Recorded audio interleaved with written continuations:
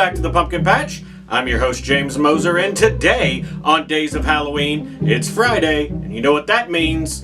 Streaming Fridays. That's where we choose one streaming service and make our selections based completely off their roster of films. Today, we dive deep into the cavernous expanse that is Hulu. So let's see if we can find 4 movies in one Halloween and other media selection to make this day of Halloween spooky, scary, skeletons. I don't know where I'm going with that, but you know.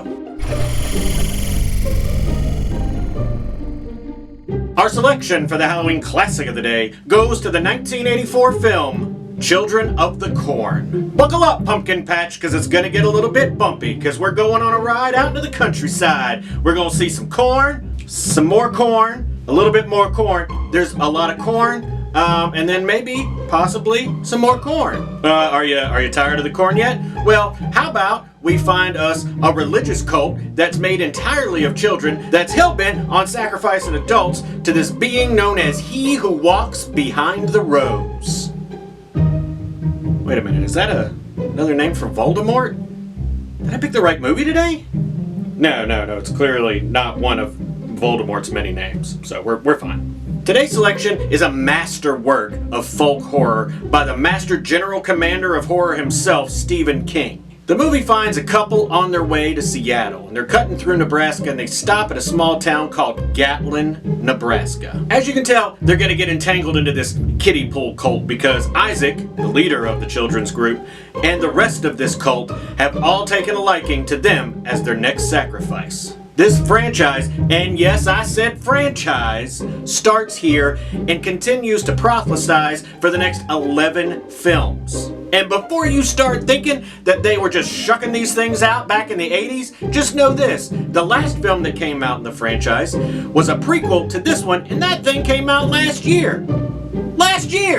Also, fun fact about this movie, it's set on Halloween, which makes sense when you think about like the harvest kind of angle of it, but I think a lot of people forget the fact that Children of the Corn set on Halloween. Our selection for the overlooked horror film of the day goes to the 2013 film Odd Thomas. Yeah, he sees dead people, but by God he's gonna do something about it. We just went from Stephen King to Dean Koontz for this Anton Yelchin film that finds Odd Thomas, a guy that can see dead people. But not only can he see dead people, he can also psych around. I don't really know the terms for psychic stuff, but he does more than just see dead people. He can get feelings, he can get impressions. He's sort of like a psychic bloodhound.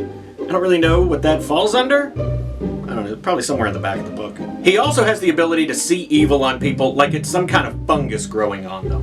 Which is important to the film. I'll let you watch it and find out why, because this particular film is a bit of a mystery. There's a lot of good intrigue, there's a lot of great performances in the film. Anton Yelchin gives an absolutely amazing performance. I can't recommend this movie enough. A lot of people discovered this film after the passing of Anton Yelchin and have really fallen in love with it, and it's really become like a cult classic now. But now that you see Odd Thomas, by God, you better do something about it. Our first selection for the late night double feature picture show goes to The Night Watchman from 2017. Alright, so we've gone from seeing some dead people to now killing some dead people. The Night Watchman is a horror comedy that's basically a zombie movie. It's a bunch of people kind of stuck in this warehouse, only it's not a zombie movie, and this isn't a case of the movies that Jessica's been dealing with where they're zombies but they don't call them zombies. No, they're actually vampires in this particular film, even though again, it feels like a zombie movie. The crux of the film starts with a coffin being delivered to an office building. Inside that coffin is Blimpo the Clown, who just so happened to have performed in Romania the other week and died by reason of a lot of vampires attacking him. So he's, probably gonna come out of that box in a few minutes, but, no one at the office knows. And honestly, no one at the office cares. They just want to do their work and they just want to go home. They're already working late to begin with to try to meet this big deadline, and now they gotta deal with vampires. But if they can't escape the vampires or fight back against them, they're gonna die at work. And trust me, that's the worst way to go. No one wants to die at work. The movie is a horror comedy, but it leans way more comedy than horror, but it's a lot of fun, and I think you'll really, really enjoy it. Plus, it was made in 2017, not after 2020. Because if a vampire pops out of a business today, there ain't gonna be no employees there. They're gonna be communicating via Zoom, which, trust me, is its own horror movie in and of itself. Our next selection for the late night double feature picture show goes to the 2004 film, The Village. Alright, so we got an M. Night Shyamalan film on the lineup, so you know what that means. Either I gotta spoil it, or I'm just gonna kind of skim it. Well, I'm gonna go with the latter there, because I really don't want to give away this film, which is pretty much known just for its twist ending by this point. Because when this film came out, most people were just waiting for the twist ending. It wasn't like The Sixth Sense where it came out of nowhere. People were just waiting for the twist when The Village came out. So I'm just gonna skim it, just like just like a whisper, like a ghost of the story that was. Ride with me on this. This film is set in a 19th century village called Covington, somewhere in Pennsylvania. It follows the idyllic life of the villagers that live there.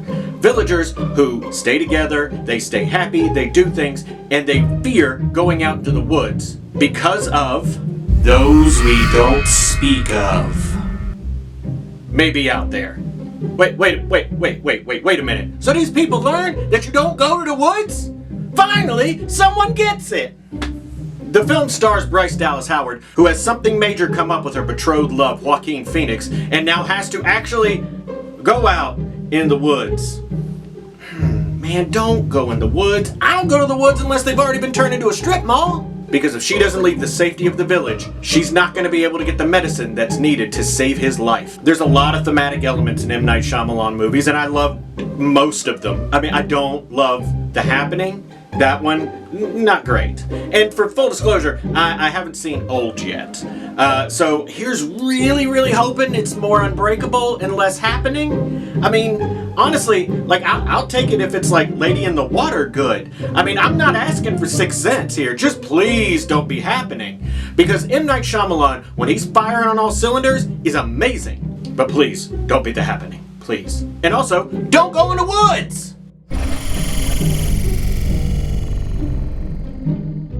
Our selection for the Halloween and Other Media goes to the X-Files. Alright, so there's a lot of really good TV shows on Hulu. That's pretty much what Hulu's known for. And honestly, even a selection like Castle Rock would have fit perfectly here. However, how can you pass up the X-Files? X-Files is the quintessential spooky procedural show that pretty much created the blueprint for most of the supernatural series that you watch today. The executive producers of these following shows have even said that the X-Files was directly responsible for them making their series, which includes Lost, Buffy, Warehouse 13, Fringe, Bones, Supernatural, and even Gravity Falls. It's easy to see how X-Files has influenced all these people when you've won as many SAG Awards, Emmy Awards, Golden Globes, you have 2 spin-offs, you got 2 feature films, you got a myriad of TV shows kind of sort of in the exact same universe as it. You've got legions of fans all over the world that still call themselves X-Files with a PH because, I don't know. And honestly, Jessica and I have been watching Wellington Paranormal, and they reference the X-Files in that. A show which sees Fox Mulder and Dana Scully working together out of the basement of the FBI, where they put all the cases that no one believes is true. They take on those cases. Fox Mulder is a believer, Dana Scully is a skeptic, and both of them have to work together to figure out what's real and what's, just spooky in general. It kind of created the modern day television formula where you have 1 or 2 episodes that really kind of push the narrative of the series as a whole. In the X-Files case, it's usually aliens and a government conspiracy, or sometimes it's both. And then you have Resident Evil episodes where it's just monster of the week kind of things. But that blueprint has just been copy and paste on TV because you know what? It ain't broken. You ain't gotta fix it. So I understand that 90s television is kind of making a comeback, but honestly, for my money, if you want a 90s TV show, the best one you're gonna find is probably X-Files. Because if I'm gonna watch an episode of 90s TV show, I'd like the one where they go and solve alien conspiracies and do other spooky stuff. Sorry, Friends. I wasn't into Friends when it came out, though.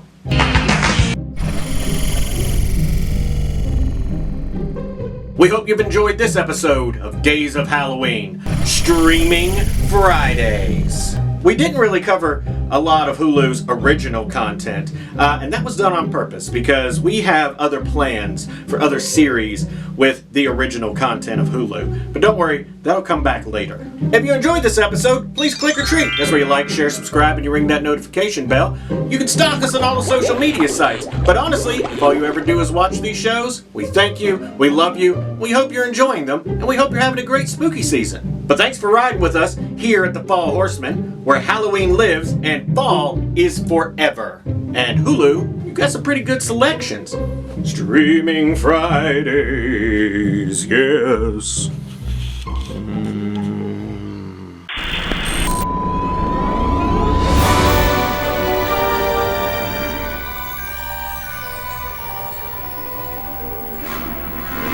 Streaming Fridays. I'm using a new lighting setup, so it's so bright in here. I guess like my eyes are squinting, but if they can't, it's just really bright. Got that date right. You probably can't tell from all the filters that I run on the videos. I got to do something to try to make this look good. Blimpo. So there's that. Because Isaac, the leader of the... I did it again. Oh, I said it. I just was dragging it out too far. There we go. Takes the... I can't remember what I'm saying here. Today's selection is a... And, our selection for the Halloween classic of the day... I don't remember the date. 1984. Guys, is about to is a bit of a mystery. Anton Yelchin gives it an app, and they've determined that... So, now that you see it, you better damn well do something. What is it? By God. Because I prefer my shows with the one about... And honestly, Jessica and I just discovered a show called Paranormal... Because if she doesn't leave with her... Ooh, Streaming Fridays. Here we go. That's it. That's all I got from you.